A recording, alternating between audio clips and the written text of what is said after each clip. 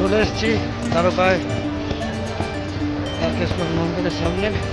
আপনাদেরকে ইয়ে করে দেখাবো এবার।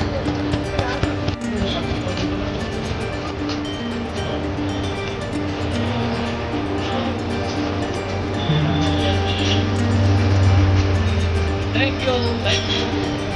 Thank you.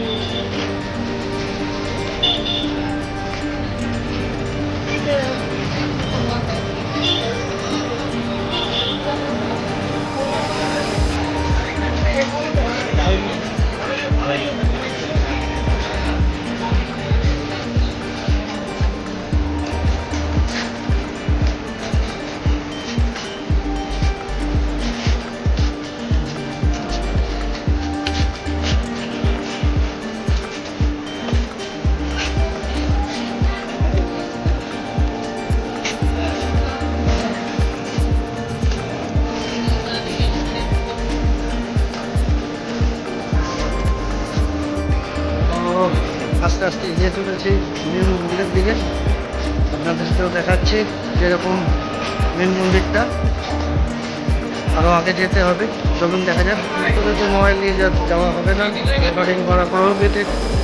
এখানে মন্দিরের জুতো সব রেখে দিতে হচ্ছে, তারপরে দর্শন করে বাইরে আসতে হবে। আবার এখান থেকে এই কাউন্টার থেকে জমা দিতে হবে, এই কাউন্টার থেকে নিতে হবে, নিয়ে জায়গা এরকম।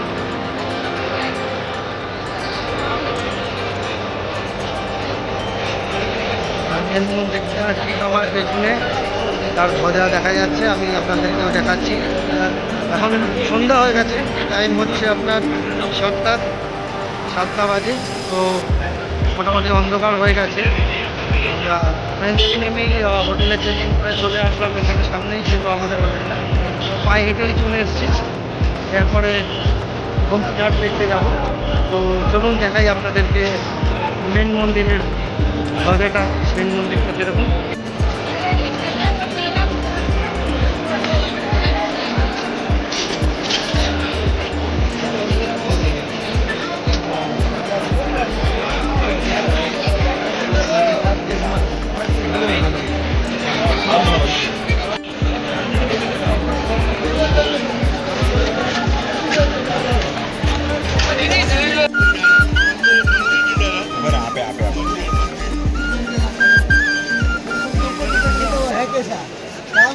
কি সুন্দর বাজাচ্ছে, বাঁশি বাজাচ্ছে দ্বারকাধীশের মন্দিরের সামনে, কৃষ্ণ ভগবানের মন্দিরের সামনে।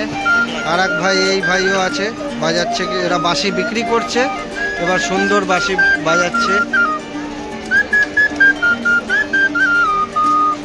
দ্বারকাধীশের মন্দিরের সামনে এখানে আবার বিক্রি হচ্ছে আপনার ময়ূরের পালক। কি সুন্দর ময়ূরের পালক আপনারা দেখতে পাচ্ছেন, অরিজিনাল ময়ূরের পালক।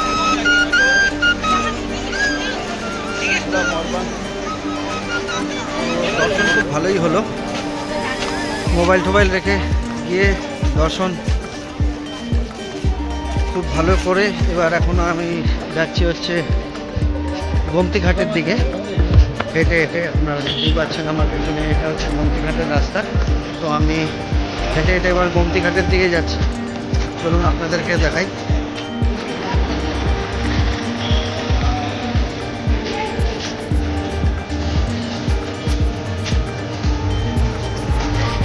অন্ধকার হয়ে গেছে ঘাটে। এটাই হচ্ছে গোমতী নদীর তীরে গোমতী ঘাট। বন্ধ মেনটেন্যান্সের জন্য। আর চারটাও আপনাদেরকে দেখিয়ে দিই।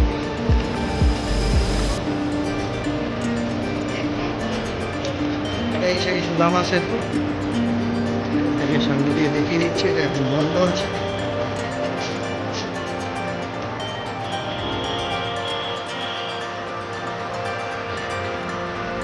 এটাই সেই সেতুটা। গোমতী ঘাট থেকেও দেখা যাচ্ছে হচ্ছে দ্বারকাদেবের টেম্পলের ধ্বজা।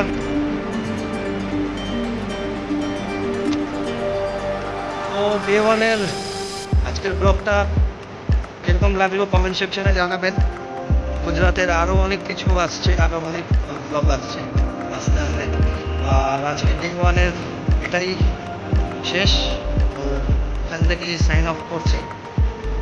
আশা করছি আপনাদের সাথে আবার দেখা হবে নতুন একটা ব্লগে। ওকে, বাই বাই, গুড নাইট।